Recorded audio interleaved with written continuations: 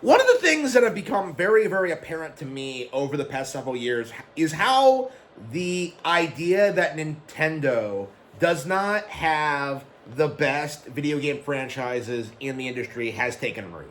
You know, obviously Mario, Zelda, Pokemon, Metroid, Splatoon, Star Fox, F Zero, all of these are the best video game franchises in the world, right? Obviously, right? The Legend of Zelda, especially, kind of stands at the precipice of being the most innovative, of being the most cutting edge, of being like the very best video game franchise ever.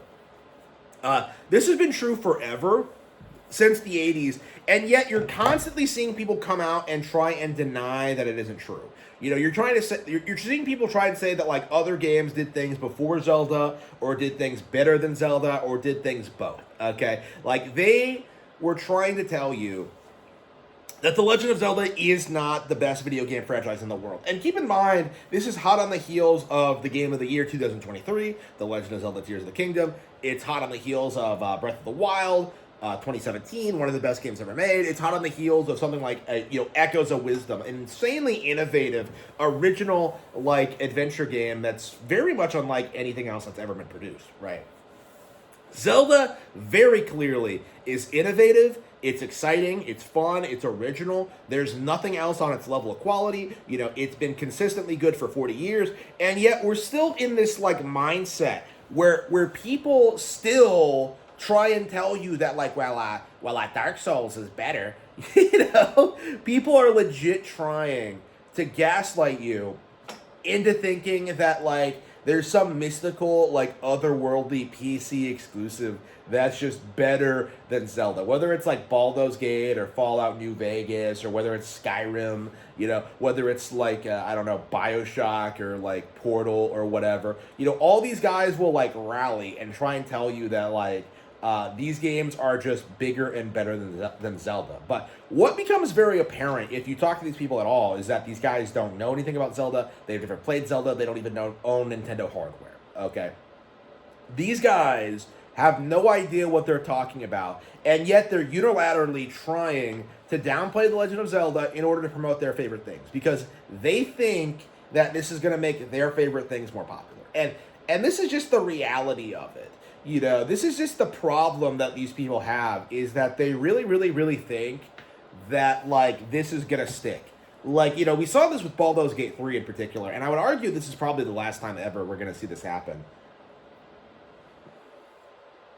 But the narrative when Baldur's Gate 3 came out was that it was a more mature game, it was an RPG, it was like, it had sex in it, you know, it had a way bigger story, a way better story, and that's what made it better than Tears of the Kingdom, right?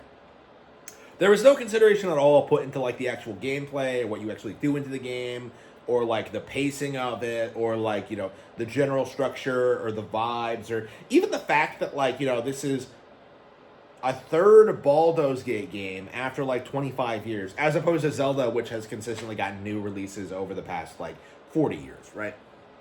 Obviously, Zelda is the better IP, you know. Zelda games like 30 years ago were better than Baldur's Gate 3.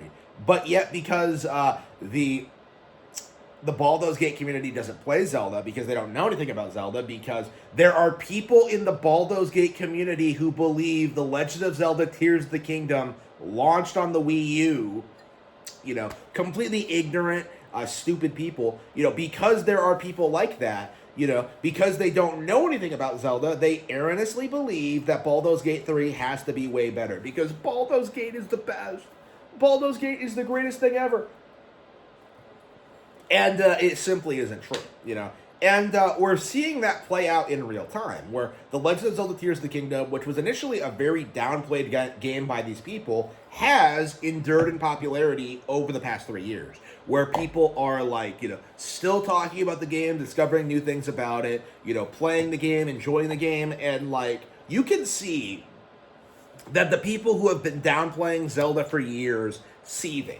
Because we're past the point now where, you know, where we were in the 2000s, where people were able to look at something like Wind Waker and like, you know, like, oh no, it looks like a cartoon. Oh, this is so bad, guys. This is the worst thing ever. Oh, like, you know, we're past that point now, you know. Back in the day, those tactics used to work like a little bit. But now, when they try that stuff with Tears of the Kingdom, what ends up happening is that the game resurges in popularity a couple of years later because it simply really is that good. Like we're at the point now where it's getting to be completely impossible to downplay Zelda. It's the Zelda cycle, right? Iwata talked about this. This is a real phenomenon.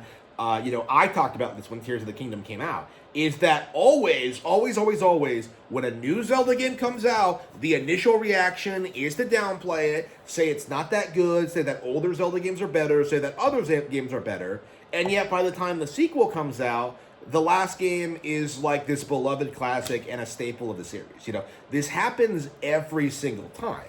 And the reason for that is that these games are so long and that there's so much to do in them that most people will never get through them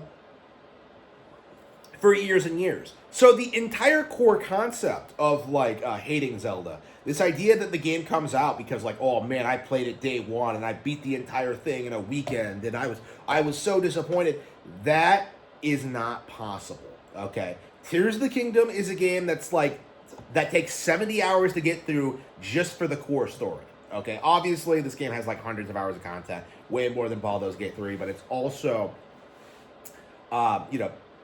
that side content and not related to the main story. So again, a 70-hour game pretty much to get through Tears of the Kingdom, to experience everything in it, to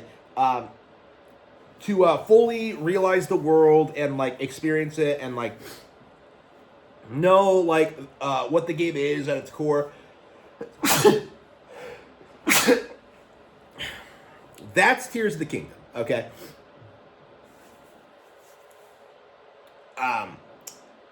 It's not possible to play something like that day one and have a good view of what it is and how it plays and how it's going to be remembered specifically. And I think this is a really interesting phenomenon and why we're seeing videos like Narrows or Skitty Bitties kind of get forgotten over time because more and more people are playing the game and realizing that the initial hot take that the game wasn't very good doesn't hold up to any scrutiny at all. It's